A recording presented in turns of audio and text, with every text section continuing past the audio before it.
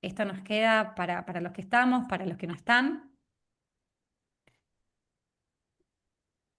Bueno, bienvenidos formalmente a todos mientras el resto eh, sigue sumándose. Y sobre todo, bienvenida a Adriana Lerman, que, Gracias. que bueno, la conocemos ya, nos alegra muchísimo que de nuevo pueda compartir un nuevo libro entre nosotros, porque realmente su aporte a la memoria de la colectividad, a la historia y también, siempre digo, a la lucha contra el antisemitismo que hoy más que nunca está presente. Bueno, yo creo que Adri sos una gladiadora, referente a eso, así que muchas gracias. Y para darle contexto, nos reunimos porque Adriana sacó un nuevo libro. El primero era El dolor de estar vivo, que era la historia de su abuelo. Eh, que pueden ver la entrevista en el canal de YouTube y también tenemos una nota en el blog, que también es muy interesante porque hay cosas inéditas que no hablamos en la entrevista que justamente en el blog también nos permitimos explayar. Y el segundo libro es El chico que sobrevivió a Auschwitz, que es la historia de Levi Lerman, tío, ¿cómo sería? Tío segundo, ¿sería?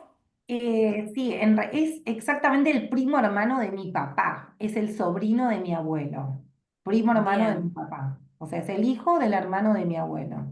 vamos a llamarle el tío. El tío, El para mí tío era el que, tío, para mí el tío claro, sí. Levi. El tío Levi, que también es una historia conmovedora. En lo personal, leí todo el libro, no exagero, lo leí en 3 días porque no pude parar de leer la historia de Levi. Así que bueno, nuevamente muchas felicitaciones Gracias. a Adriana por este libro y por todo lo que también este libro, nuevamente digo, ¿no? Implica en la memoria colectiva como pueblo judío y en la lucha contra el antisemitismo. ¿Empezamos, Mica? Dale, empezamos. Bueno, me sumo también a esto que dice Ana, porque ya dice también Adri que en el primer libro destacamos lo mismo y es un libro que tiene realmente súper interesante cómo está escrito, que la escritura en sí es súper fluida, entonces a la hora de leerlo te va llevando de una página a la otra casi sin que te des cuenta, entonces eso también lo destaco mucho porque realmente para los que todavía no lo leyeron, lo van a disfrutar desde ese lugar, ¿no? Desde el lugar en el que es una lectura súper fluida y súper sensible también. A mí me atravesó en un montón de aspectos, me movilizó un montón, así que estoy muy contenta también de que tengamos esta oportunidad. Y en cuanto a la entrevista, van a ver que va a ser bien dinámica, vamos a hacer algunas preguntas yo, otras preguntas las va a hacer Ana, y vamos a ir haciendo este ping-pong. Queríamos empezar, Adri, por esta pregunta que es que nos relaciona el primer libro al dolor de estar vivo, porque este libro es como, cuando leímos El dolor de estar vivo, creo que nos pasó esto de, bueno, leíamos la historia de tu abuelo, que estaba intentando buscar una vía, ¿no? de salida de la Europa de ese momento. Y mientras tanto, cuando él llega a Argentina, empieza a suceder todo en la parte como, digamos, terrible de que empiezan a llevar a judíos y a todas las personas a estos campos de exterminio. Pero él no sabía y no tenía manera de saber, ¿no? Entonces, y este libro, cuando lo leímos dijimos, ay, ¿qué pasó con su familia, ¿no? ¿Qué pasó mientras estaba allá? Este libro viene a contarnos y a develarnos ese lado B, digamos, de lo que estaba pasando en el mientras tanto de esa historia que leímos en el primer libro. Entonces, nuestra pregunta para abrir es si te acordás como ese momento exacto en el que decidiste escribir sobre la historia de Levi y de su padre, y qué te motivó a escribir este segundo libro. Dale, ahí te cuento. Bueno, antes que nada, igual quiero agradecerles, antes de empezar a contar, a contestar la pregunta. a la Keilah de Córdoba por haberme invitado en mi primer presentación virtual, así que estoy realmente súper contenta. Bueno, ahora contestando tu pregunta, te voy a contar algo. En realidad, yo desde un primer momento sabía que iba a contar las dos historias. Cuando yo me empecé con la investigación acerca de mis raíces y de lo que le había pasado a mi abuelo, porque es mi familia más cercana, a través de la documentación, que como saben es la que había encontrado mi papá después del fallecimiento de mi abuelo. Mi papá había encontrado una carpeta repleta de documentación. Esto lo cuento para quien no sabe. Voy a contar un poco por detrás de la escena, ¿no? Lo que no cuenta el libro, que es que esto surge de un descubrimiento después del fallecimiento de mi abuelo, de un montón de documentación escrita en varios idiomas, en hebreo, en francés, en yiddish y en polaco. Eran más de 120 documentos que mi abuelo había guardado de su juventud y que nunca lo había mostrado, más un libro que mi papá había encontrado, que es este, lo pongo de lejos a ver si se ve, es el Discord Book, que viene a ser el libro recordatorio de la ciudad de Ostroviec. Junto con estos dos libros, que es el libro recordatorio, más los documentos, escribí mi primer libro, El dolor de estar vivo, donde narro la historia de mi abuelo, cómo él logró escapar del antisemitismo europeo justo antes de la guerra, cómo se convierte en un refugiado, las trabas e impedimentos del mundo, una historia de nuestros abuelos, de los refugiados que encontraron puertas cerradas y lo que les costó buscar un refugio y de esta manera salvarse del holocausto. Pero yo sabía y tenía una materia pendiente que era descubrir qué había pasado con toda la familia que había quedado atrapada en Polonia. Sus dos únicos familiares sobrevivientes son Hilmayer Lerman, su hermano, y uno solo de sus cuatro hijos, Levi. Además, mi abuelo tenía tres hermanas, ninguna sobrevivió, ni sus primas, tíos, sobrinos, etcétera. Cuando vos me preguntás en qué momento se me ocurre hacer la otra historia, en realidad cuando yo hice la investigación, yo investigué ambas historias al mismo tiempo.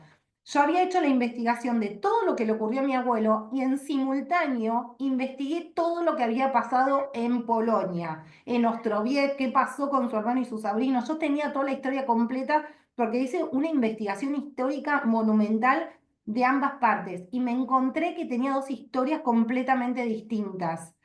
Completamente distintas. Empecé con la de mi abuelo y sabía que me la debía y dije, yo tengo que contar la otra parte, que es la de su hermano y la de sus sobrinos sobrevivientes. Fue un desafío tremendo, porque esta era una parte mucho más difícil, mucho más trágica, mucho más dolorosa. Si bien la parte de mi abuelo era el dolor de que perdió su familia, ahora tenía que contar la tragedia en carne propia.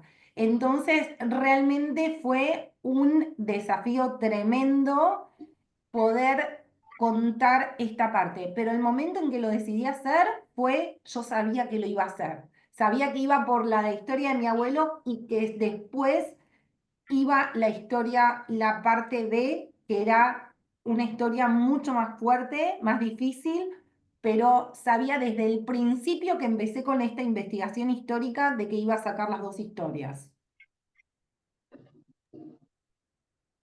Bien. Bueno, esto es un trabajo, y lo dijimos también en el primer libro, Adri, de investigación gigante por todas las Total, personas también que intervinieron, con quien te tuviste que poner en contacto y empezar a reconstruir esto, porque fue eso, una historia, o sea, fue un proceso de reconstrucción, ¿no? Vos no tuviste el relato totalmente. de Shlomo o de Levi de su boca, digamos, sino que vos tuviste que reconstruir. Entonces, este proceso de investigación y de reconstrucción es algo que también es súper admirable. Y acá lo que te queríamos preguntar es si hubo una razón particular en la elección de que este libro esté desde la voz de Levi y no desde la voz de su padre, por ejemplo. Sí, mira, con respecto a algo que acabas de decir, con respecto a esto de la reconstrucción, quiero seguir contando cosas que son detrás de cómo logré escribir este libro y que este libro quiero aclarar para los que me están viendo y que tal vez no leyeron mi primer libro o todavía no leyeron el segundo. es que fue una historia que realmente la reconstruí del silencio absoluto, de que en mi familia esto no se hablaba, que nunca mi abuelo habló, tampoco su hermano, tampoco Levi, ninguno de ellos pudo hablar, o sea que había un silencio, un manto de silencio donde nosotros no pudimos preguntar, ellos tampoco contaron, era imposible y que de esto no se sabía nada. Entonces, realmente la reconstrucción fue a partir de documentos originales. Quiero aclarar que para mi segundo libro, si bien conté que para el primero usé el libro Recordatorio de la Ciudad Ostroviec, escrito en 1949 acá en Argentina, en el cual mi abuelo escribió un capítulo entero sobre la tragedia que le ocurrió al hermano. Irónicamente, nunca mi abuelo contó la suya, pero escribió lo que le pasó a su familia. Para el segundo libro, además, tuve que usar el Iskor de Ostroviec, que fue escrito en 1971 en Tel Aviv, en Israel, también escrito en Yiddish, más documentación que me aportaron mis primas, las hijas de Levi, ¿sí? Así que realmente fue una reconstrucción de algo que yo no sabía absolutamente nada. De no saber nada, terminé descubriendo toda la historia con tremendos detalles, pero porque realmente me pasaba horas enteras, horas, te puedo decir 7, 8 horas por día. Em, con respecto a cómo lo escribí, en mi primer libro, para el que lo haya leído, la voz es de mi abuelo. Mi abuelo es el que cuenta la historia en El dolor de estar vivo y él lo cuenta en primera persona y es como un diario íntimo porque es como una crónica y él va contando, hay tantos documentos porque hay 120 que está paso a paso todo lo que le pasa. Y mi segundo libro yo decidí usar el mismo estilo, porque es un estilo íntimo, personal, y yo necesito contarlo siempre en primera persona, porque es la manera de ponerme en la piel del personaje que lo cuenta. Vos sabés que al principio yo pensaba contarlo desde la voz de Hilmayer, o sea, lo primero que pensé es entro como Hilmayer. ¿Por qué? Porque hasta era como lo más fácil, porque mi abuelo en su testimonio que él deja en el Iskor Book, lo cuenta lo que le pasa al hermano, no cuenta lo que le pasa al sobrino. Entonces era la situación más sencilla de contar. Sin embargo, no me salía. No me salía contarlo como Hilmayer, ¿sí? No me salía como mi tío abuelo y me di cuenta que era Levi. O sea, en un momento hice un clic y dije, es la historia de Levi. ¿Por qué? Te puedo decir que tal vez porque me identifiqué más por la edad, porque lo conocí más a Levi, porque Hilmayer lamentablemente cuando falleció fue en el 1979, yo era más chica, entonces no lo conocí tanto. Con Levi tuve, con León acá en Argentina, León y Lola tuve mucha más relación y me di cuenta que este libro tenía que ser contado por este chico, un niño de 14 años que cuando empieza la guerra era solamente un chico que apenas había hecho el bar mitzvah y cómo a él le influye esta guerra. Y quería contarlo desde la voz de un chico que él se pone esta mochila de esta voluntad inquebrantable de vivir y poder proteger a su padre. Y entonces me encaminé por la historia de Levi, que fue todo realmente un desafío poder contarla justamente desde el sentimiento de un chico, ¿no? Y también el vocabulario es mucho más sencillo y bueno, fue realmente un desafío, pero bueno, esa fue la manera en que surgió.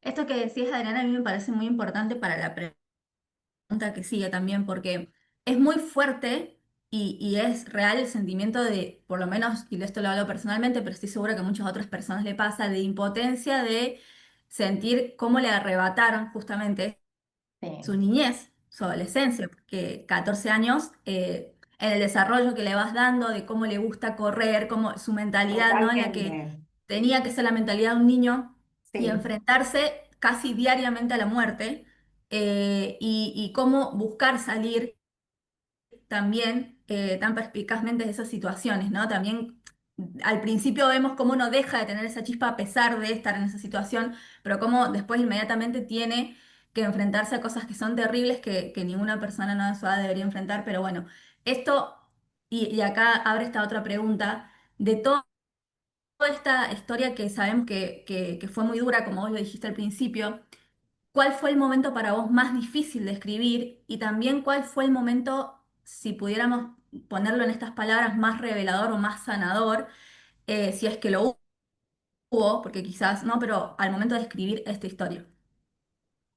Mira, la verdad es que hubo muchísimos momentos difíciles. De hecho, todo el libro y lo que le pasó a Levi y a Gilmayer de por sí era para mí realmente una gran tragedia. Entonces, para mí me acuerdo en su momento decirle a mi papá, decirle, hay demasiada tragedia, no sé cómo realmente voy a poder escribir esto, porque no tengo, me acuerdo que mis palabras eran, no tengo nada rosa en esta situación negra. No puedo encontrar un color que me saque de tanta oscuridad. Y yo me propuse que yo no iba a hacer un libro inleíble. Yo no podía hacer un libro que no se pueda leer, que me hunda en un pozo. Es decir, yo te necesitaba hacer un libro para que la gente lo pueda leer en forma sencilla, que se entere lo que pasó y llevarlo, lo tenía que sacar de este pozo y llevarlo como a una llegada fácil, sencilla y no que te hunda tanto. Entonces, realmente las situaciones que se presentan en el libro, al principio, bueno, digamos, paulatinamente, como vos decís, cada vez se ponen más trágicas, pero siempre están contadas con esta frescura de quien lo cuenta, que es este chico, con ironía, con humor, con esperanza, con fe. Por eso el que lo lee nunca cae en un bajón y es un libro que, como vos dijiste, te lo lees en 3 días. Muchos me dicen, lo empecé y lo terminé en la misma noche, lo leen de corrido, es como que no lo pueden dejar. Y eso se ve un poco a esta sencillez con que está escrito. El hecho de que un chico diga, ¿por qué no puedo andar más en bicicleta? No puedo viajar en tren, no puedo ir al parque, ni siquiera puedo tener una mascota, ¿por qué no puedo ir a correr por el bosque, que es lo que tanto me gustaba? Me sacan la cámara de fotos, es decir, no puedo escuchar la radio. Imagínate no estar en los pies de este chico donde ni siquiera puede salir de su casa después de las 6 de la tarde porque hay un toque de queda y ya después ni siquiera pueden salir, no pueden festejar los cumpleaños porque están prohibidas las reuniones. Es decir, todo esto empieza paulatinamente, pero siempre desde el lado del chico, ¿no? Pero ¿y esto nadie se da cuenta que esto no es normal? ¿Por qué nadie nos ayuda? ¿Qué está pasando? Es decir, siempre esa frescura de ¿y por qué pasa esto? ¿Y por qué hay tantas situaciones que uno dice, escuchar el llanto en el cementerio y decir, ¿por qué van al cementerio a llorarle a los muertos? No hay personas vivas que quieran ayudarnos. O sea, está escrito cosas que suelen ser muy trágicas, pero con una mirada muy fresca hasta en los momentos más oscuros. Creo que la ironía ayuda a sacar a flote las situaciones. Particularmente si tengo que decirte situaciones que me han costado, y me ha costado hablar de la liquidación del gueto de Ostroviec, porque es una situación muy terrible cuando realmente, ¿no? La deportación donde se llevan al 80% de los judíos de Ostroviec, los escondites cuando tienen que esconderse y las cuadrillas buscan, o sea, hay muchas situaciones, y ni que hablar la parte de los campos, por supuesto la parte de las deportaciones, especialmente partes trágicas, ¿no? Que ya se suscitan después y que Levi tiene que vivir. Esas son las que más me costaron. Partes reveladoras, te puedo decir, sí, por ejemplo, descubrir y admirar la valentía de Levi, de cómo él protege al padre, cómo lo salva, cómo arriesga su vida para salvarlo, por ejemplo, en una de las elecciones, ¿no? Cuando él realmente toma su lugar. Entonces, la admiración hasta este chico que hizo lo imposible no solo por vivir él, sino por salvar a su propio padre, y esta unión fue la que logró realmente que salgan con vida. También te puedo decir como sanador la parte de la liberación, su casamiento con Lola, el salir a la vida, el decir el triunfo de la vida sobre la muerte, el salir adelante, ¿no? Estas serían mis partes más sanadoras y reveladoras, que hay muchas, de fe, de esperanza y de siempre de apostarle a la vida, que es lo que él siempre hace, que siempre tiene una mirada positiva, más allá de la parte trágica, siempre él como que él espera la liberación y siempre está pendiente de vamos a salir adelante. Pero bueno, sí, sí fue difícil describirlo, pero esas serían las partes más oscuras que me costaron mucho y las partes más sanadoras y reveladoras. Gracias, Adriana. Y pensando en esto, hay tres, bueno, hay muchos episodios que son muy íntimos Sí, en el libro. Yo acá noté algunos que, por ejemplo, cuando entierran las Torot o sí, cuando lloran frente a las tumbas, ¿no? De sí, sus ancestros, que es lo que vos mencionabas recién, ¿no? Que este niño se preguntan que no hay nadie vivo sí. que Que pueda nos puede ayudarnos, que ayudar tenemos que ir a rezar a los muertos. tal Eh, cual. o incluso las tres veces que su padre está al borde de la muerte. Una de ellas, eh, yo creo que casi muero de un infarto, la Sí, última, ¿no? cuando lo vas leyendo. Porque la vas leyendo y genera tanta tensión y al mismo ese dolor de Levi de estar viendo, ¿no? Eso, no quiero Total. revelar todo, ¿no? La Para que masacre, sí, ese fue el punto, yo creo que es de todo el libro, es el punto más terrible. La eh, masacre de Gleiwitz. Ese fue y la pregunta realmente, es, ¿cómo sí, rescataste sí, esos testimonios, sí, eh, esos testimonios tan íntimos de cuáles sí. fueron los documentos? Ellos hablaron, dónde los registraban? Sí. A ver, te voy a empezar un poquito con cada uno de los que me fuiste nombrando recién. Respecto de, por ejemplo, el entierro de las Torot, como yo te conté, yo me valí del Iskor Book de Ostrovik de 1949 y 1971 en testimonios de sobrevivientes. En estos libros que están escritos en Yiddish, cuentan las historias de los sobrevivientes. El episodio de los entierros de las Torot es un episodio que es contado por, no solo por uno, sino por varios sobrevivientes. Es un acontecimiento que está, como que lo que tiene esto de los Book es que habrán muchos sobrevivientes y muchas historias se repiten. Bueno, una de ellas es el entierro de las Torot. Otra de ellas es el llanto de la gente antes de la liquidación, que fue al cementerio a pedir por la salvación del pueblo. Es un poco, mirá la frescura otra vez de Levi, ¿no? Cuando él vuelve del entierro, cuando el padre, perdón, le cuenta acerca del entierro de las Torot y que él se pregunta, ¿y qué pasaría si nos sacan de acá y nadie sabe dónde las enterraron? ¿Cómo sabremos dónde buscarlas? Me imagino los muertos saliendo de sus tumbas tratando de decirnos dónde están, ¿no? Bueno, siempre contándolo con esa frescura de este niño.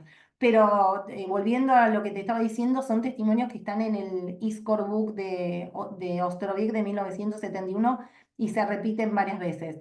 Con respecto ahora a la parte que tiene que ver con mi familia, porque estos son hechos que ocurrieron y que lo conoce todo el pueblo, ¿no? De lo que pasó con las Torot o los el llanto en el cementerio. Respecto a todo lo que le sucede a Gilmayer y a Levi, quiero contar que todo lo que yo escribí en este libro, 100% es todo real. No hay nada que yo haya escrito que no haya sucedido. ¿Cómo lo sé? Por el testimonio de mi abuelo. Es decir, mi abuelo escribió en el Iskor Book de Ostrovik de 1949 la historia de Hillmeyer. En esa historia la cuenta desde la visión de Hillmeyer, no desde la visión de Levi. Y ahí él mismo cuenta sobre la masacre, cuenta todo, o sea, sobre la marcha de la muerte, sobre cuando Levi le ocupa su lugar, pero desde Hillmeyer. Es un testimonio corto, serán unas 15 páginas, imagínate que mi libro tiene 200. Quiere decir que cada acontecimiento que mi abuelo cuenta, yo a su vez lo tuve que investigar, pero todo lo que ocurre lo cuenta mi propio abuelo, ¿no? Shlomo Lerman, Salomón Lerman, que fue mi abuelo, lo cuenta en el Iskor Book de Ostroviec. Y bueno, sí, la verdad que es tremendo. Hay partes que realmente yo creo que sí, que son para el infarto. Pero bueno, creo que están muy bien logradas porque el lector se empeña en seguir leyendo porque quiere saber qué pasa, ¿no? Y siempre con esta ironía, ¿no? Porque, ¿sabés qué increíble? Que mismo en el testimonio de mi abuelo habla con ironía. No solo que yo uso la ironía porque ellos hablaban con ironía, hasta en los momentos más oscuros. Para darte un ejemplo, cuando están en el vagón de la deportación, en uno de los más difíciles, que cuando, bueno, a veces estaban 8 días, 8 noches, y a veces 5 días, 5 noches, apenas con un pedazo de pan, sin agua, apenas con una fruta que le tiraban los campesinos que se compadecían y les tiraban algo y ellos lo agarraban porque no tenían techo y por eso podían sobrevivir, porque caía agua, nieve y rascaban el agua de las paredes. Y en una parte Levi dice, al final de cada día había varios muertos en el tren y los sacaban, pero nos metían más gente, no vaya a ser que viajáramos cómodos sin asfixiarnos. Así, aunque vos no lo creas con esa ironía, está escrito por mi propio abuelo en el Iscor Book. Entonces siempre usé yo esta ironía metiéndome en la piel de Levi y usando esta ironía que tenían para salir a flote. Así que por más que eran situaciones súper trágicas, siempre traté de contarla con la frescura de este chico que siempre miró para adelante. Adri, y otra de las cosas muy lindas que tiene el libro, que no lo vi en otro libro, son las entrevistas que le haces a las hijas, bueno, de Sí. Levi y a los hijos de también otros sobrevivientes que son compañeros de Levi en el campo de concentración y también en una de esas creo que está el hijo o el nieto, ya no recuerdo, de quien salva la vida de Levi, El ¿no? En el hijo, es momento, el el hijo. hijo. Sí, sí, Eh, tremendo. ¿Cómo fueron esas entrevistas? ¿Cómo se te ocurrió? ¿Qué experiencias tuviste en eso? Porque incluso uno las lee y es maravilloso, ¿no? Sí, la última parte, todos los que me escriben acerca de mi libro me dicen, me encantaron los testimonios del final. Realmente fue espontáneo, no es que me lo propuse, sino que espontáneamente, así como en el primer libro, prácticamente está el testimonio de mi papá, que bueno, que muchos saben que lamentablemente falleció en el noviembre de 2023, pero que me acompañó en cada entrevista y siempre con su sonrisa de oreja a oreja y bueno, se fue con el alma llena y hoy me sigue acompañando, así como me acompaña mi abuelo, Mayer Levy, todos me acompañan desde el cielo. Así como tuve esta primera, ya tenía esta experiencia con mi primer libro, donde hice una charla con mi padre, en el segundo libro me parecía súper importante poner el testimonio de los hijos de los protagonistas del libro, porque esto le da una mayor, como darte un testimonio más de primera mano de cómo vivieron, no solo cómo lo vivió Levi, cómo lo viví yo como nieta o como sobrina nieta de quien lo cuenta, sino también los hijos de los sobrevivientes. Es decir, está Avi Borenstein, es hijo de Yankel, Sonia Kramer es hija de Chiale, después están Mari y Susi, las hijas de Levi, y está Baruch Shafir, que es hijo de Efraín Shafir, quien le salvó la vida a Levi, rescatándolo del pequeño gueto cuando a él se le ocurre como un niño travieso, voy a ir a ver quién quedó escondido para llevármelo, porque va a venir la cuadrilla y se lo van a llevar o lo van a matar, lo van a asesinar contra la pared del cementerio y yo voy a ir a buscarlos para salvar a alguien, ¿no? Siempre los chicos, a pesar de todo y a pesar del peligro, siempre con ganas de salvar al mundo. Em, Fue maravilloso. Fue maravilloso. No sabés lo que fue para mí encontrarme, por ejemplo, con los hijos de Yankel o de Chiale, encontrarme con el hijo de Shafir, contar, ellos me aportaron sus historias, yo lo que hago es un resumen minúsculo para escribir su testimonio, pero son mucho más largos, es decir, yo tuve que resumirlo porque no podía escribir un libro de todo eso, pero súper enriquecedores, emocionante. Cuando yo me encuentro con Baruch Shafir, el hijo de Shafir, Baruch es un sobreviviente, porque él fue entregado a una familia polaca para ser salvado cuando tenía 4 años. Él es sobreviviente del Holocausto. Entonces lo conocí, te voy a contar, había hecho un posteo en Facebook en una página que se llama Judíos de Ostroviec, Jews of Ostroviec, cuyo administrador es Avi Borenstein, el hijo de Yankel, ¿sí?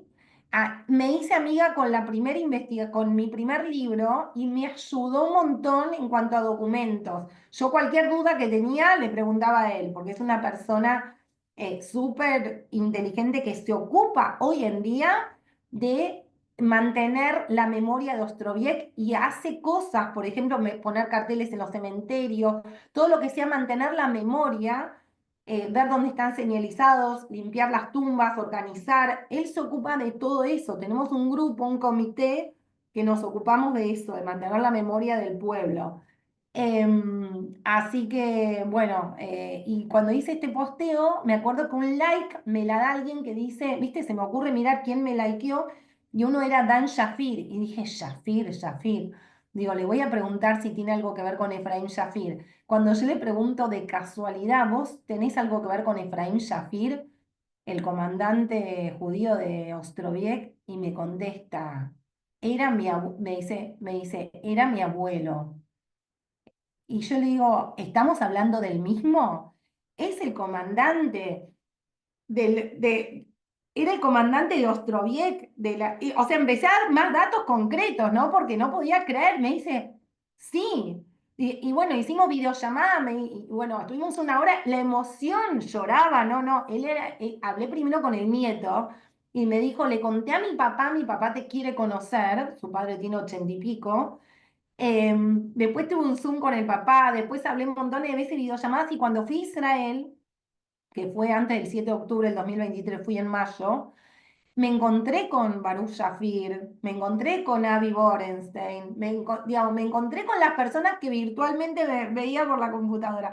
Y la verdad que las charlas fueron increíbles, increíbles. Podría escribirte un libro entero acerca de las cosas que pude averiguar con ellos.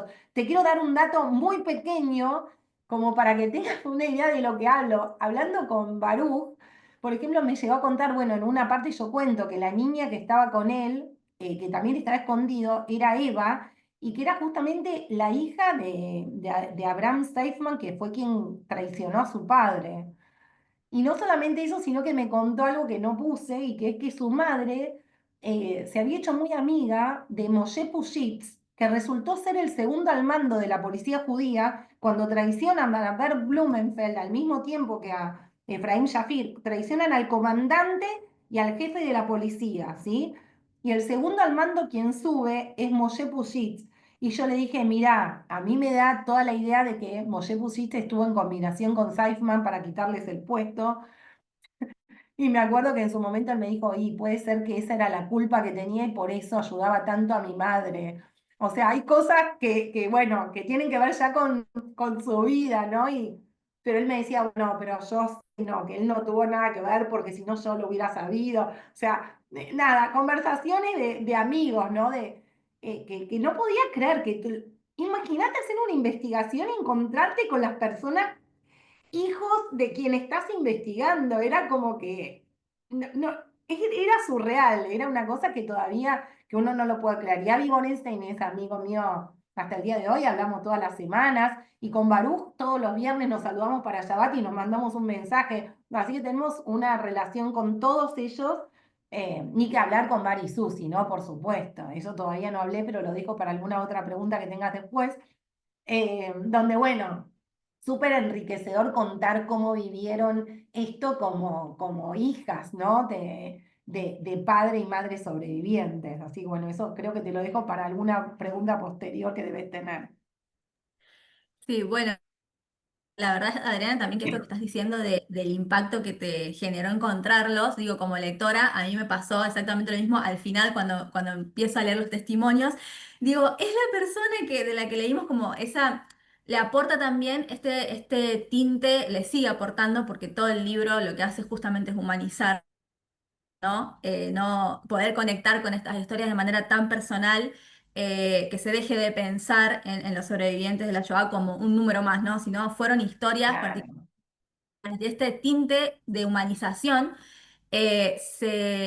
digamos, se enfatiza mucho más con estos testimonios, con las fotos que están al final también, se sigue enfatizando, porque uno dice, estas personas fueron hijos, nietos, son la descendencia viva de lo que estamos totalmente. leyendo, ¿no? Esta historia en la que van apareciendo estas personas clave también en la vida de Levi y de Gil. Entonces, como que realmente eso también fue una sorpresa muy linda de encontrar al final del libro las fotos, los testimonios y seguir conectando con ellos. Y hasta también la intriga de saber, ¿no? Un poco más todavía de ellos, así que eso la verdad es que a Totalmente. mí es algo que me gustó mucho. Y acá te quería preguntar sobre Lola, porque Sí, la esposa de Levi, ¿no? sí, Porque ahí hay algo que también nos llamó mucho la atención y es que ella después del juicio de Eichmann empieza, se comenta, ¿no? En el libro que ella empieza a hablar un poco más porque se empieza a abrir otra mirada sí, sobre los sobrevivientes de la sí. Shoah y se empieza como o empiezan a recibir como más apoyo, más lugares en donde pueden, digamos, poner su voz. Y ella decide empezar a hablar y ahí lo que nos llama la atención es, ¿por qué crees vos? Porque eso también es algo que obviamente es a partir de lo que vos conociste Levi, pero ¿por qué crees vos que, por ejemplo, Lola se pudo animar a hablar y él siguió guardando silencio, ¿no? A pesar de ese contexto que ya se daba en el que quizás Sí. eran un poco más apoyados. Sí, yo creo que tiene que ver con el carácter de cada uno. O sea, realmente hay sobrevivientes que no hablaron nunca porque el dolor era tan fuerte que les impedía hablar. Em, y hay otros que sí, que después de un tiempo, como le pasó a Lola, que fue recién después del enjuiciamiento de Eichmann en el 61, según Mari me decía, una de sus hijas, sentían un permiso público para hablar y ahí empezó a desahogarse y a contar. Yo creo que tiene que ver con el carácter. Lola era una mujer muy fuerte, se hizo fuerte para sobrevivir, era realmente una persona que tuvo que hacerse fuerte para salir adelante. Todos los que fueron sobrevivientes de alguna manera, bueno, realmente se hicieron fuertes, ¿no? Pero era una mujer que con mucha fortaleza y creo que eso la ayudó a poder hablar. Me acuerdo que Susi me contaba, Susi vive en Israel, que cuando la iba a visitar su madre, ella escribía lo que la madre le contaba, lo que le contaba Lola, y que eran relatos terribles, ¿no? Porque los relatos a veces de los sobrevivientes no son como los de mi libro, son bien crudos. Te van a decir, yo palié a los muertos, yo los veía caerse, yo vi morir a mi familia, yo vi cuando se los llevaron. Me acuerdo que también Susi me decía, que decía, bueno, el humo negro eran miles de judíos, ¿cómo Dios permitió esto? Pero también tiene esa parte de esperanza, ¿no? Porque también le dijo, Lola le decía, Hitler está bajo la tierra y nosotros seguimos acá, ¿no? Con esto de esperanza, Mir sein en do. Así que bueno, Lola también, más allá de la tragedia y las cosas, bueno, pero nosotros estamos aquí. Pero tiene que ver con la fortaleza. Mismo si te fijas, también Chiale, su hija Sonia me contaba que Chiale también hablaba, que él habló mucho acerca de qué pasaba en el gueto y de las deportaciones. Y bueno, que era una persona que hablaba mucho, pero eso no quiere decir que se despertara a la mitad de la noche con pesadillas. Viste, tiene como una doble cara, pero tiene que ver con cada uno. Yankel tampoco habló, por ejemplo, Yankel es Jack, es el hijo de Abby Borenstein, no hablaba de los tormentos y los castigos y las cosas feas, sino que lo único de lo que siempre habló es el día que se llevaron a su familia y no los volvió a ver nunca más, el día de la liquidación del gueto, cuando en un solo día se quedó sin familia. Y Levi no habló nunca. De hecho, no es que no haya hablado nunca. Mira, hay una sola cosa que contó. Lo único que les contó a sus hijas es que él salvó a su padre. Fue lo único que les contó. Yo salvé a papá. Fíjate vos la importancia. Dijo, yo lo salvé a papá. Y lo único que saben Mari y Susi es que Levi, o sea, León, salvó a Gilmayer ocupando su lugar, porque saben que en una selección él tomó el lugar de su padre y fue lo único que él pudo contar. Por eso cuando yo empecé a escribir este libro, vos sabés que yo le había, pensé otro título. Mi libro era El chico que salvó a su padre. Ese era para mí. Salvó a su padre. Se convirtió el chico que sobrevivió a Auschwitz, pero tiene que ver con eso, tiene que ver con muchas veces con el carácter personal de cada uno. Y bueno, y si bien León nunca habló, también lo que me contaba Susi es que él lloraba, y él lloraba en una época donde los hombres no se permitían llorar.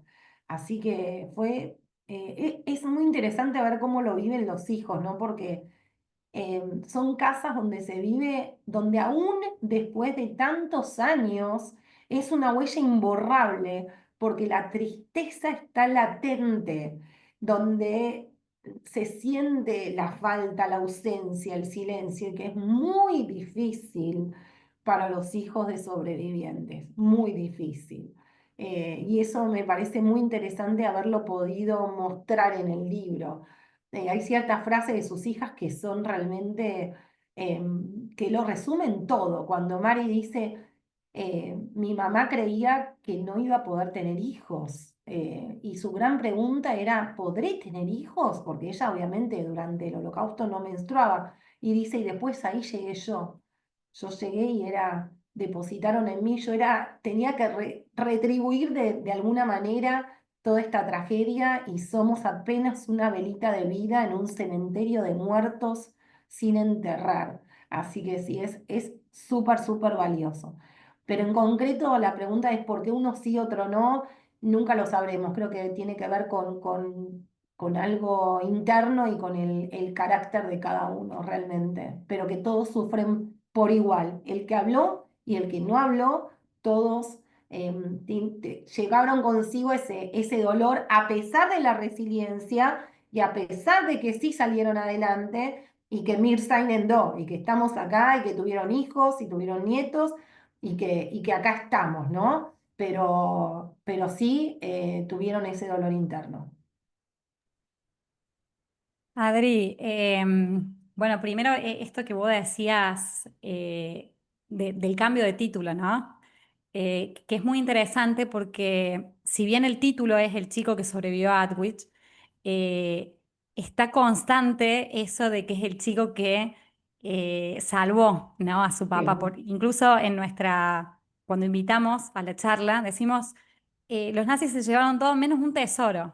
Y ese tesoro es su padre, ¿no? Aunque no lo dijimos Sí. para no quemar la historia. Total, sí, sí, el eh, vínculo, o sea, realmente yo creo que ellos sobrevivieron porque ellos se quedaron juntos, de principio a fin, nunca se separaron. Y la fortaleza de tenerse uno para el otro fue lo que les permitió sobrevivir a los dos. Es como que Levi se salvó a sí mismo y salvó a su padre. Y el padre también lo salvó a Levi, porque sin su padre él no hubiera encontrado en sí mismo esta motivación también para Ese sobrevivir, ¿no? propósito, ¿no? El El propósito de propósito. yo tengo que salvar a mi Yo padre, tengo que ¿no? salvar a mi padre, me tengo que salvar a mí mismo y quiero que quede alguien de mi familia para poder recordar al resto, para poder decir Kadish. Es tan importante para nosotros, ¿no? Decir el Kadish y que haya alguien de la familia que pueda decir Kadish y recordarlo. Y mi abuelo mismo, y Gilmayer, en la tapa de los libros, por ejemplo, en este que es el Iskor Book de Ostroviec,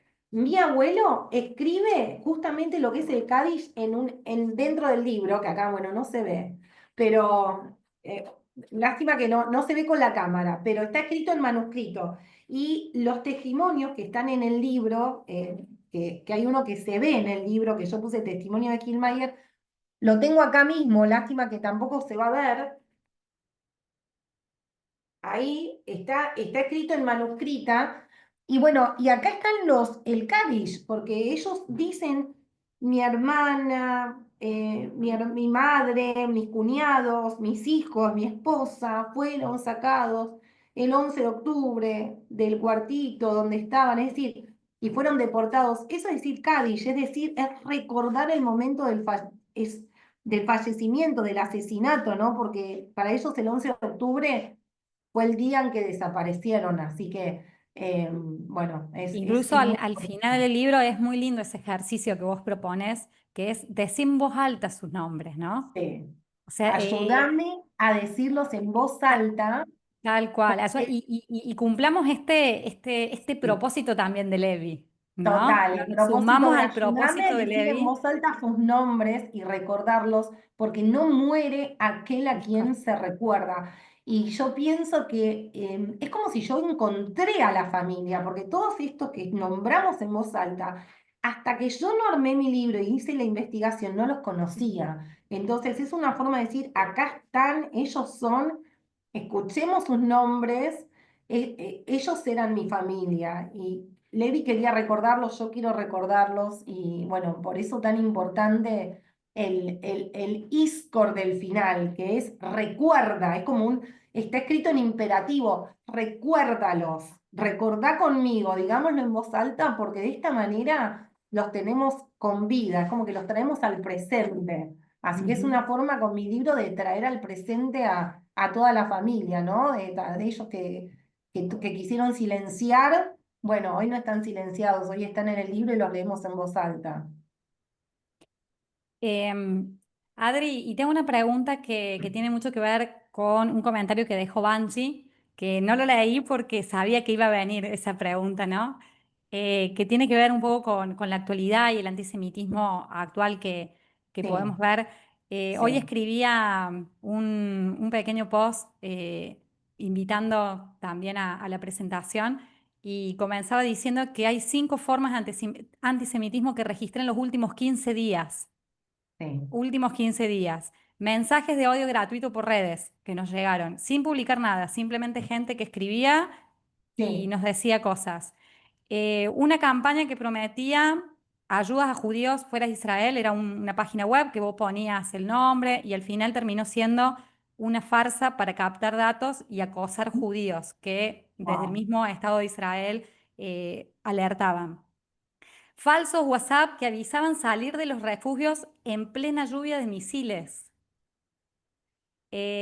Circulación de lista de negocios de dueños judíos para no comprar, que incluso tuve que hablar con una persona y decir, esto ya sucedió en 1933, pasó, no nos olvidemos, o lo sabías, porque ni siquiera es ahora recordar, Sí, es incluso sí. educar, ¿no? Desde cero.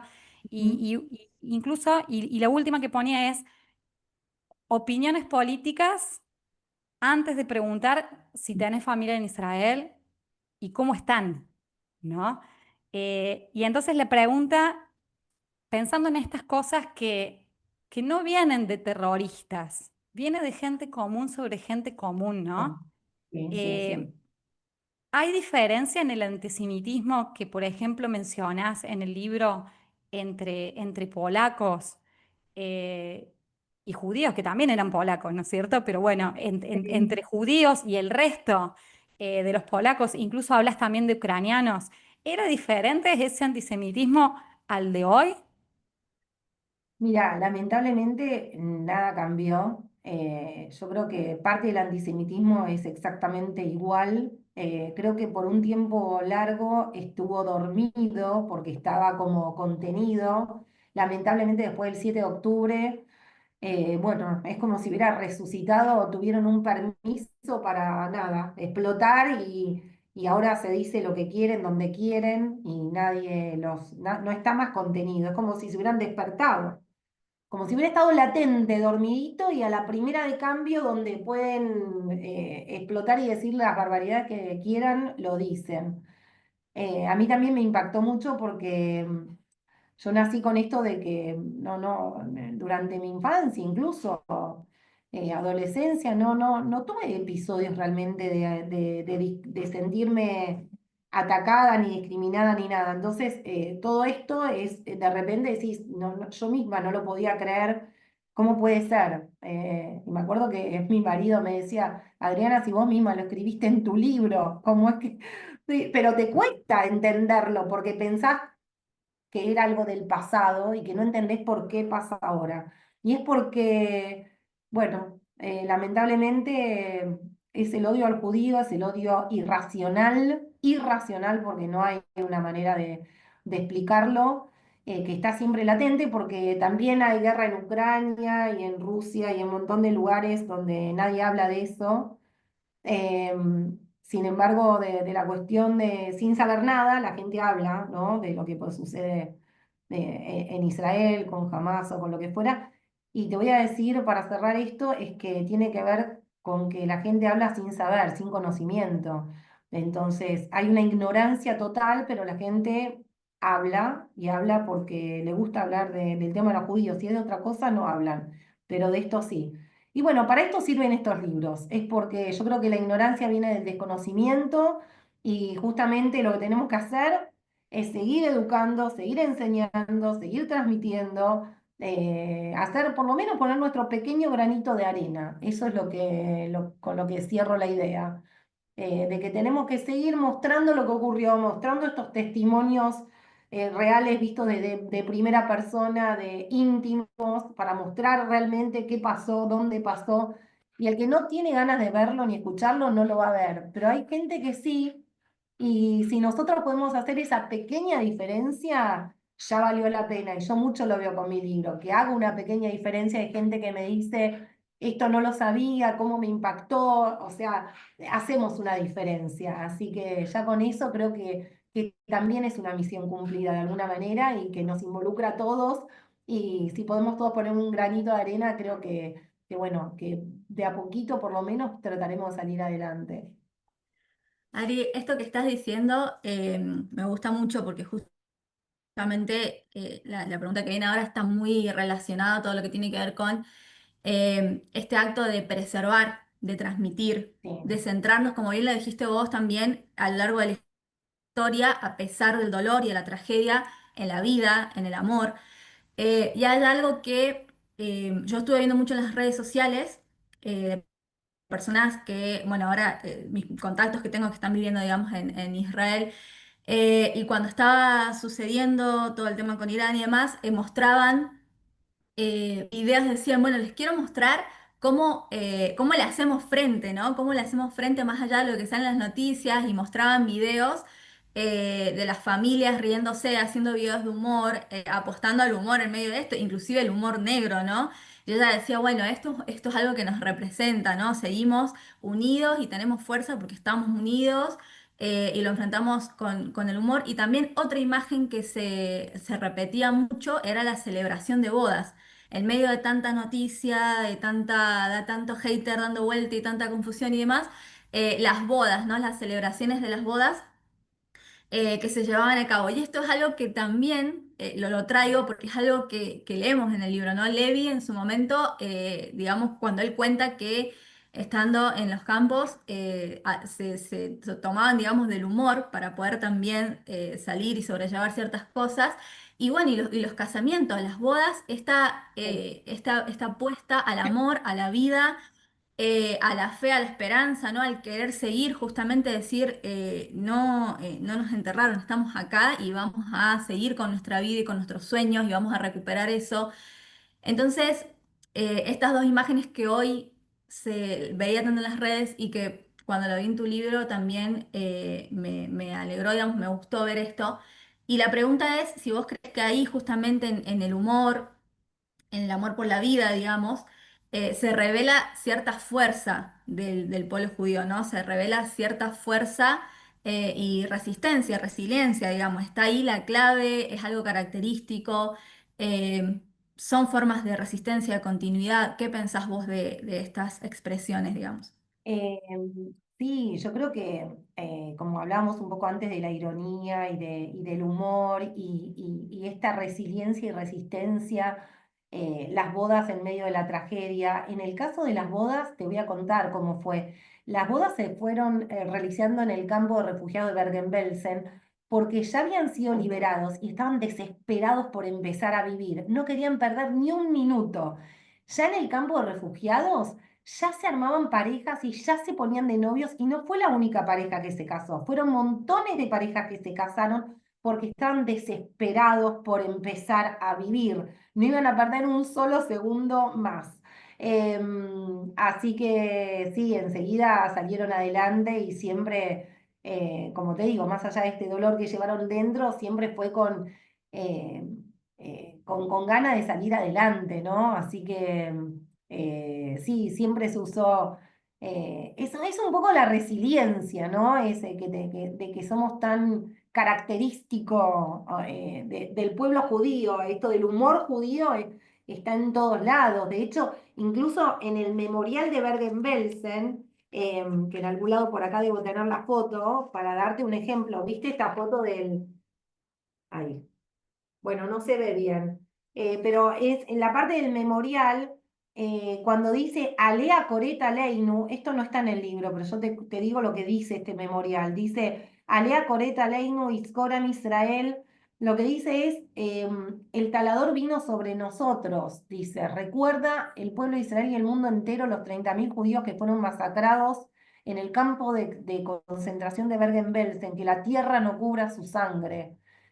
Y la expresión alea coreta leinu quiere decir, ¿sabés que es una frase bíblica? Que en realidad la Torá quiere decir, no vendrá el talador hacia nosotros y no nos van a talar, no nos van a vencer, no nos van a, digamos, nosotros siempre estaremos de pie, pero cuando ellos ponen el memorial dicen, vino el nazi, se encontró con el judío y lo derribó. Nos cortaron como árboles. Pero de esos árboles nacen los retoños. O sea, ¿entendés? Vos fíjate cómo él se para junto a Lola, con quien se casa, y lo que crean son nuevas ramas de vida. Así que está la ironía, está la resiliencia, y creo que hasta mi libro es una forma de resistencia también, ¿no? Porque es resistir y salir adelante. Muchas gracias, Adri, por la respuesta. Y acá también ya por el horario y también no sé si hay alguna pregunta ahí en el chat o para dejarte también a vos en caso de que no haya bueno, espacio para lo que vos quieras decir. Queremos preguntarte por lo próximo, por si hay por ahí dando vuelta algo que todavía pensás que no pudiste escribir hasta el momento, alguna historia que hasta el momento quedó ahí dando vueltas y que querés continuar escribiendo, si tenés alguna proyección hacia el futuro de algún libro más.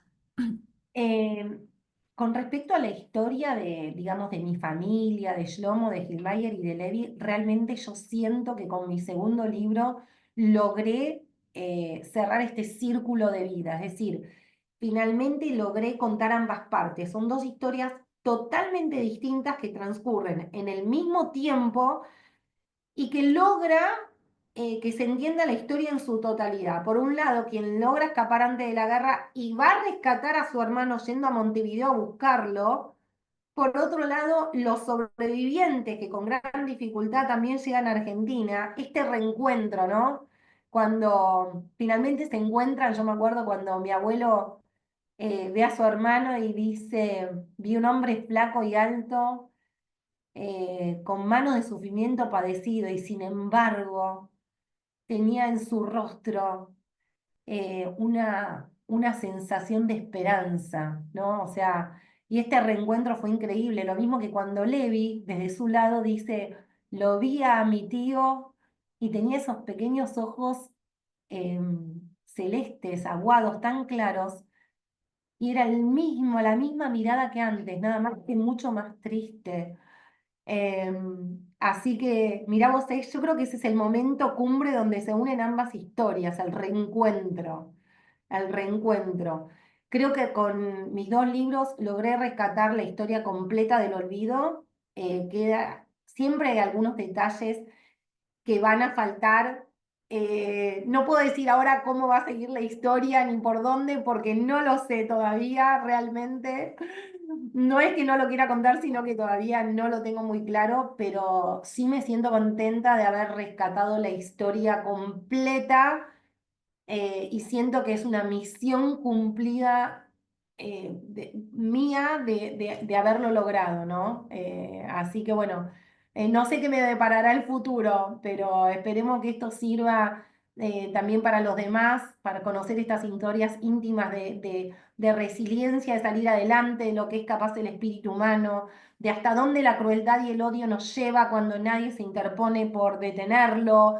Digamos, deja muchas enseñanzas que, como vuelvo a decir, ¿no? O sea, cómo enseña esto y ayudar a que haya, digamos, más conocimiento y que el mundo pueda entender y saber qué pasó para justamente no repetir. Y siempre apostando a la vida por un mundo mejor. Buenísimo, Adri. Muchas gracias. Muchas gracias. Así que los que apostamos a la vida, la esperanza y estamos en la lucha contra el antisemitismo constante, a comprar el libro de Adri y a comprar uno extra y regalárselo a alguien, ¿no? Totalmente. Es un libro para Por, regalar, es un libro para tener en los colegios, es un libro para consulta, es un libro para leerlo más de una vez. Una lectora me dijo, lo voy a volver a leer y muchos me dicen, y ahora se lo voy a dar a mi hijo y se lo voy a dar a mi papá. La verdad que sí, es un libro para tenerlo. Y por último, también lo que quiero decir es que a todo aquel que me quiera escribir, a mí me encanta que me escriban, mi Instagram es Adriana Lerman, yo contesto enseguida todos los mensajes, todas las dudas. Si alguien se quedó con dudas de que me quiere preguntar algo, lo puede hacer. Incluso dejo mi mail, que es adrianalerman22@gmail.com. Así que bueno, que se comuniquen conmigo, que eso me encanta. Si me mandan una foto con mi libro, me ayuda a difundir. Es decir, tengo la suerte que la editorial El Ateneo se interesó por mi historia, que hoy esto está en todo el mundo a través incluso de ebook, no solamente acá en Argentina, que está en todas las provincias. Y bueno, me siento feliz bueno, de poder compartir esto realmente con el mundo y gracias a ustedes también por este Zoom y por ayudarme a contar y seguir difundiendo esta historia y sacándola del olvido. Hoy le damos voz al silencio.